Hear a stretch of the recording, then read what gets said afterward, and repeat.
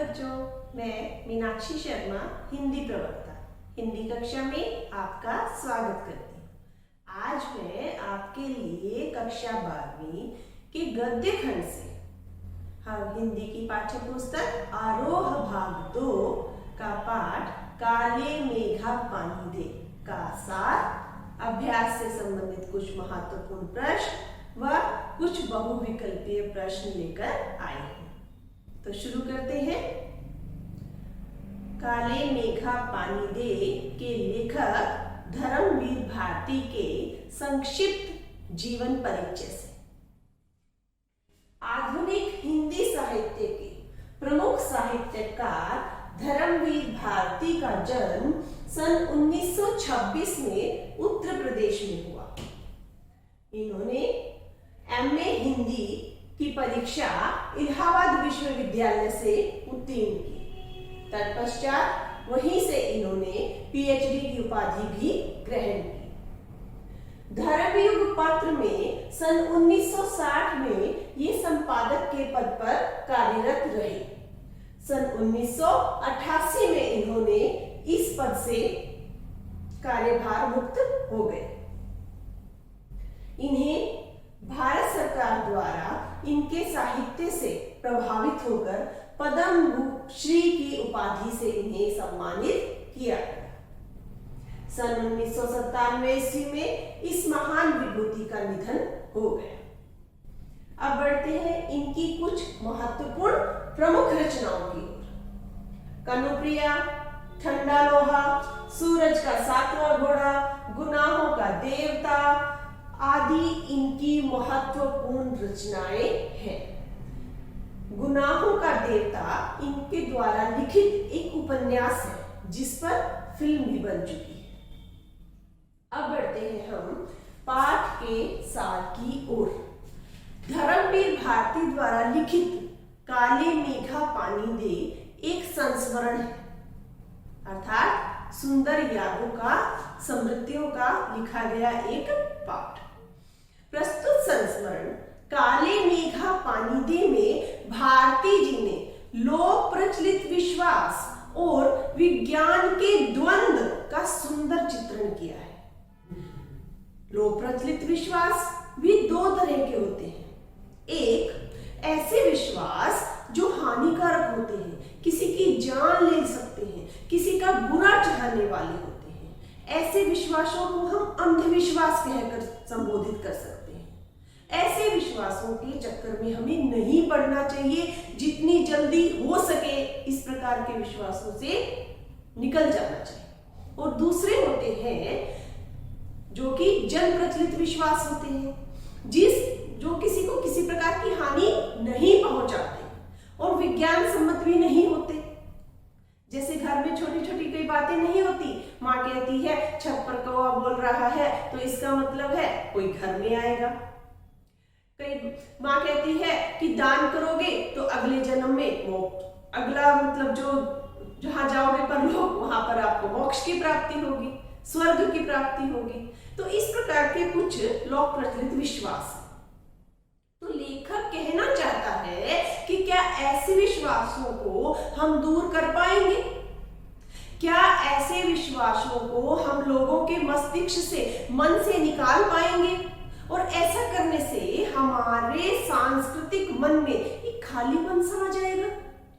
तो यही सारे प्रश्न लेखक को इस संस्मरण के जरिए उन्होंने उठाए। पाठ में लेखक का अपनी बहन, अपनी जीजी के प्रति, जो अपनी जीजी कहकर संबोधित करते हैं अपनी बहन को, कि वो उनकी हर बात मानते हैं, उनको प्यार और सम्मान दर्शाने के लिए उनके रीति रिवाजों को भी मानते हैं।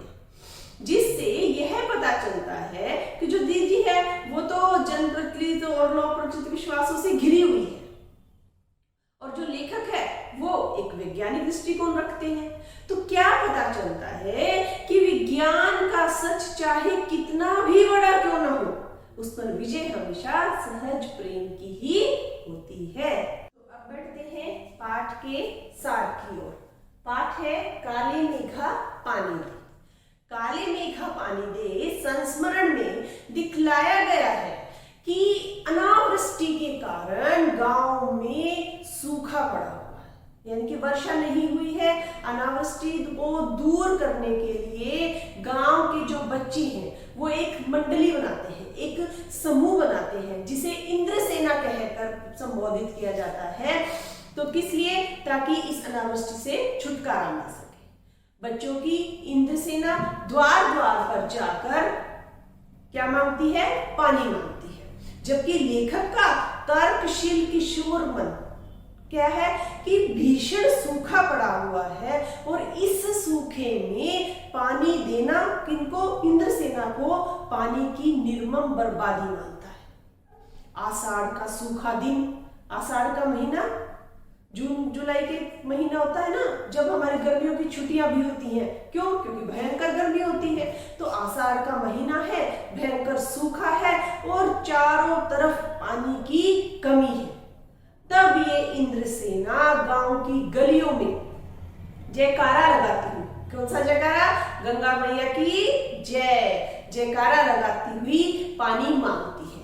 और पानी के अभाव के बावजूद भी गांव के लोग पानी की बाल्टी भर भर उनके ऊपर फेंकते हैं और उन्हें सर से लेकर पांव तक पानी में तर कर देते हैं। इन दिनों, जिन दिनों आषाढ़ की महीना है, गर्मी बहुत अत्यधिक है और सभी लोग गर्मी से परेशान हैं, उनका बुरा हाल है, लेकिन त्राही त्राही पुकार रहे हैं। तब ये मंडली काले मेघा पानी दे गुड़धानी दे का नारा लगाती हुई गलियों में यहाँ से वहां घूमती है। अनावृष्टि के कारण शहरों की अपेक्षा गांव में और भी बुरे हालात होते हैं। वहां की स्थिति और ज्यादा खराब होती है। खेतों की मिट्टी सूख कर पत्थर बन गई होती है, जमीन फटने लगती है, प्यास के मारे पशु पक्षियों का बुरा हाल होता है, उनके प्राण निकलने लगते हैं। आकाश में जहां चारों ओर कहीं भी देखो बादल नजर नहीं आते। सब लोग पूजा पाठ हवन इत्यादि करके जब गांव के लोग हार जाते हैं, तब लोगों का विश्वास है ये इंद्रसेना बाहर निकलती है। किस लिए? भगवान इंद्र को प्रसन्न कर पानी की गुहार लगाती है, बरसात के लिए प्रार्थना करती है। तो कवि क्या कहता है, हमारा जो लेखक है धर्मवीर भारती, वो क्या कहते हैं कि लोग अंधविश्वास के कारण पानी की कमी होते हुए भी पानी की बर्बादी कर रहे हैं। इस प्रकार के लोक प्रचलित जो हमारे विश्वास है, उनके कारण हम आधुनिकता से काफी पिछड़ गए हैं। कि लेखक कहता है वैसे तो इंद्रसेना की जो लड़कों की उम्र है वो लेखक की उम्र के ही बराबर है, लेकिन लेखक कैसा है? आर्य समाजी विचारों का है, आर्य समाजी संस्कारों से युक्त कुमार सुधा का उपमंत्री भी है। अतः उसमें समाज सुधार का जोश बहुत ज्यादा होता है। जी, जो लेखक को अपने बच्चों से भी ज्यादा प्रेम करती है, तीज त्योहार पूजा अनुष्ठानों आदि में लेखक उनको बहुत प्यार करता है और इन सब चीजों में उनका साथ भी देता है, चाहे वो ऊपरी तौर से ही उसे सब कुछ दिखावे के लिए ही क्यों ना करना पड़ता हो। पर जीजी के कहने पर जब लेखक इंद्रसेना पर पानी नहीं फेंकता तो जीजी क्या उनसे नाराज हो जाती है। पर बाद में जीजी लेखक को समझाती है कि पानी फेंकना अंधविश्वास नहीं है। वह उन्हें बताती है कि ये तो हमारा अंधविश्वास नहीं बल्कि हम भगवान को अर्घ चढ़ा रहे हैं। वो उन्हें बताती हुई कहती है कि ऋषि मुनियों ने भी दान के महत्व को सबसे बड़ा बताया है, दान को सबसे ऊंचा स्थान दिया है। जबकि लेखक जीजी के तर्कों को काटता है। तब जीजी उसे समझाती हुई फिर से कहती है और उसके मुंह में एक मठड़ी डाल देती है और क्या कहती है कि तुम जब तक दान नहीं करोगे तब तक क्या होगा? त्याग की भावना। जब तक तुम्हारे अंदर त्याग की भावना नहीं होगी तो तुम्हारे दान का कोई महत्व ही नहीं होगा। तो जीजी लेखक को तर्क देकर समझाती है कि तेरे पास लाखों करोड़ों रुपए हैं, तो उसमें से 2-4 रुपए अगर दान कर भी देता है तो ये दान नहीं कहलाएगा। ये दान जब लगेगा जब तू किसी चीज का त्याग करता है। कहने का अभिप्राय है कि जब तेरे पास जिस चीज का अभाव है,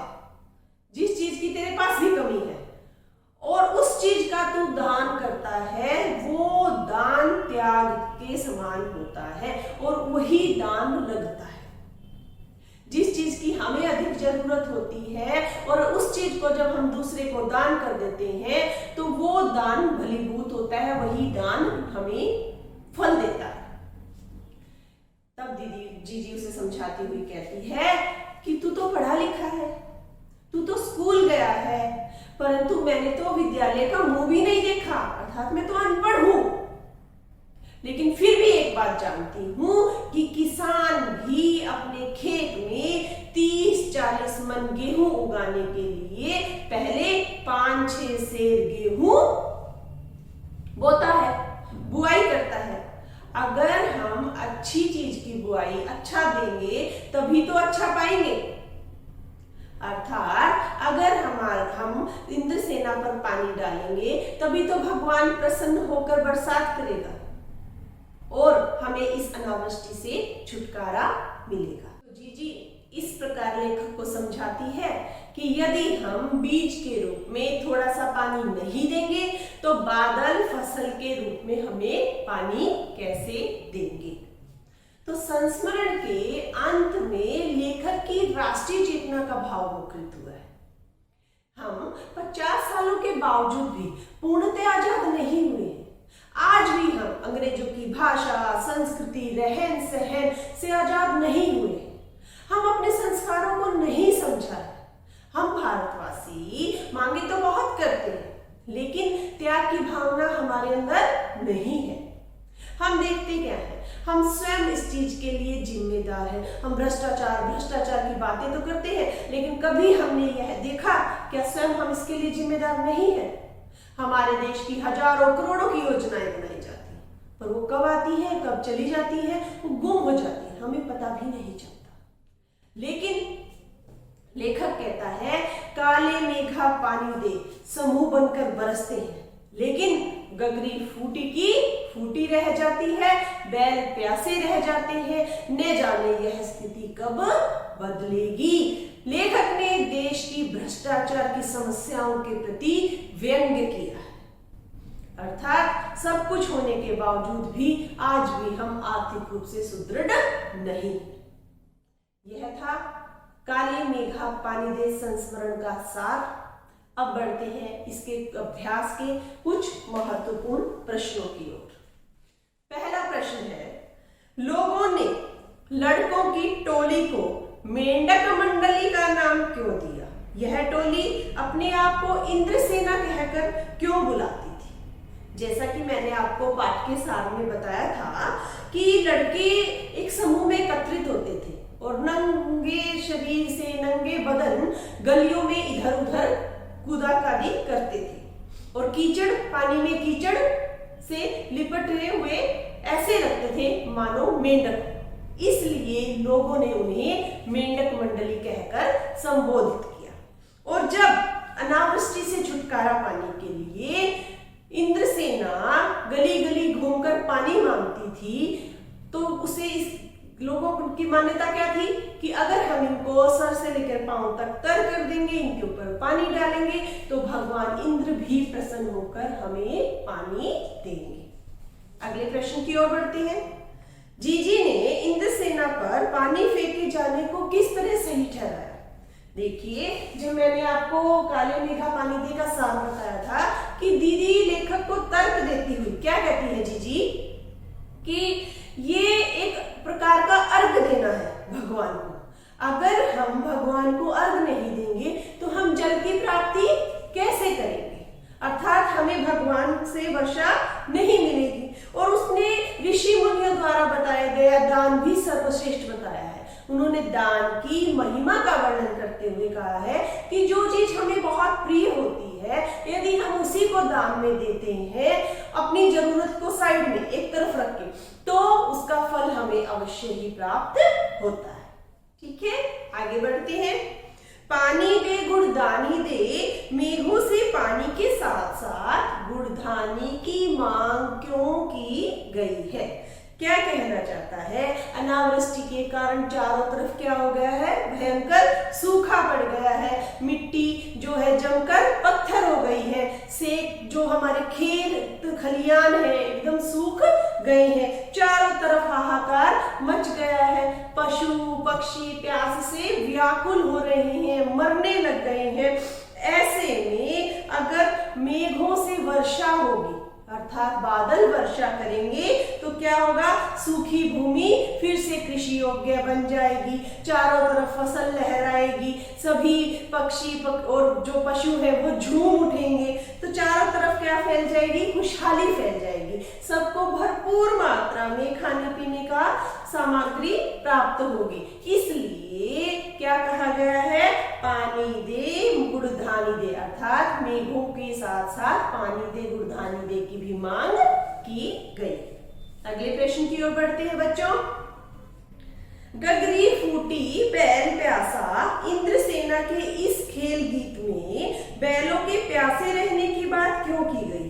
क्या कह रहा है कि देखो गगरी फूटी बैल प्यासा में क्या कहा, इसलिए इस बात को मुखरित किया गया है बैलों के प्यासे रहने की कि अनावृष्टि है, चारों तरफ सूखा पड़ा हुआ है, कुएं तालाब सब सूख चुके हैं, कहीं भी पानी का नामो निशान नहीं है, हर जगह सूखा ही सूखा है और प्यास के मारे पशु और पक्षी व्याकुल होकर मरने लगे हैं, इधर उधर घूम रहे हैं, इसीलिए कहा गया है गगरी फूटी बैल प्यासा। अगले प्रश्न की ओर बढ़ते हैं। इंद्रसेना सबसे पहले गंगा मैया की जय क्यों बोलती है? नदियों का भारतीय सामाजिक संस्कृति में क्या महत्व है? देखिए बच्चों, इंद्रसेना सबसे पहले गंगा मैया की जय इसलिए बोलती है कि एक तो गंगा जो है वो एक पवित्र नदी है, ठीक है, हमारे भारत में उसे क्या माना जाता है, एक पवित्र नदी के रूप में माना जाता है। कहते हैं ना कि गंगा में स्नान करके मनुष्य के सारे पाप धुल जाते हैं, तो मेघों का पानी लेकर ही, जो मेघ है वो गंगा का पानी लेकर ही बरसते हैं, तो नदियों में भारतीय सामाजिक सांस्कृतिक परिवेश का अनूठा महत्व है और जिसमें गंगा का एक महत्वपूर्ण स्थान है, उन्हें पवित्र माना गया है। गंगा के जल को हम भरकर अपने घरों में रखते हैं गंगा जल के लिए और हर पवित्र अनुष्ठान में उसका प्रयोग करते हैं, तो इसलिए सभी नदियों के जल को पावन माना गया है, लेकिन गंगा का हमारा भारत की स्थिति में एक महत्वपूर्ण स्थान है। तो ये थे अभ्यास से संबंधित कुछ महत्वपूर्ण प्रश्न। अब मैं आपको कुछ बहुविकल्पीय प्रश्नों से अवगत करवाती हूँ, ध्यान दीजिएगा बच्चों। सबसे पहला प्रश्न तो बनेगा, काले मेघा पानी दे पाठ के लेखक कौन है? मैंने चॉकबोर्ड पे लिखा है ना, कौन है? धर्मवीर भारती, शाबाश। काले मेघा पानी दे गद्य की किस विधा के अंतर्गत आता है? पाठ का सार जब मैंने आपको बताया तो मैंने आपको बताया था कि ये क्या है, एक संस्मरण, शाबाश। अगला प्रश्न है, काले धर्मवीर भारती का जन्म किस सन में हुआ था? सन 1926 ईस्वी, शाबाश। और कहाँ हुआ था? उत्तर प्रदेश। उन्होंने एमए हिंदी किस विश्वविद्यालय से की? किससे की? इलाहाबाद विश्वविद्यालय से, शाबाश। धर्मवीर भारती धर्म युग पत्र के संपादक कब बने? कब बने बच्चों? सन 1960 में, वेरी गुड। उन्हें भारत सरकार ने उनके साहित्य से प्रभावित होकर किस उपाधि से सम्मानित किया? पद्म श्री। धर्मवीर भारती का निधन किस सन में हुआ? सन 1997। अगला प्रश्न है, अनावृष्टि दूर करने के लिए गांव के बच्चों की टोली से चिढ़ने वाले लोग उन्हें क्या कहते थे? क्या कहते थे? वो कीचड़ में सन के जब गलियों में घूमते थे तो लोग उन्हें क्या कहते थे? मेंढक मंडली, शाबाश। गगरी फूटी तो प्यासा कौन? कौन प्यासा? बैल, वेरी गुड। बच्चों की टोली पानी दे मैया कहकर जो किस सेना के आने की बात करते थे? सेना का नाम क्या था? इंद्रसेना। और नारा कौन सा लगाते थे? वो किसकी जय बोलते थे? गंगा मैया की जय, शाबाश। इंद्रसेना किससे लथपथ होकर निकलती थी? किससे लथपथ होती थी? कीचड़ से।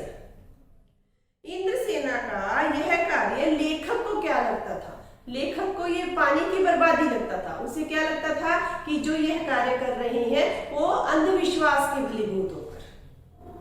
लेखक पर किसके संस्कार थे? बचपन से ही कैसे संस्कार थे? आर्य समाजी था ना वो, तो आर्य समाज के संस्कार थे। लेखक बचपन में किस सभा का उपमंत्री था? किस सभा का उपमंत्री था? कुमार सुधार। शाबाश। लेखक को बचपन में किसका प्यार सबसे अधिक मिला? जीजी का। जीजी उन्हें अपने बच्चों से भी अधिक प्यार करती थी ना। ऋषि मुनियों ने सबसे ऊंचा स्थान किसे दिया है? दान। शाबाश। जीजी के लड़के ने किस आंदोलन में पुलिस की लाठी खाई थी? जीजी का जो बेटा था उसने राष्ट्रीय आंदोलन में। जीजी की बातों को कितने वर्षों से भी अधिक हो चुका है? लेखक ने ये संस्मरण लिखा ना अपनी पुरानी यादों को ताजा करते हुए, तो कितना हो चुका है? 50 साल। शाबाश। तो बच्चों, आज हमने काले मेघा पानी दे पाठ का सार, धर्मवीर भारती जी का जीवन परिचय, पाठ से संबंधित कुछ महत्वपूर्ण प्रश्न और कुछ बहुविकल्पीय प्रश्न किए। मैं आशा करती हूँ कि आपको पाठ का सार व मेरे द्वारा बताए गए सभी प्रश्न बहुत अच्छे से समझ में आए होंगे। तो इसी के साथ अगली वीडियो में फिर मुलाकात होगी। धन्यवाद।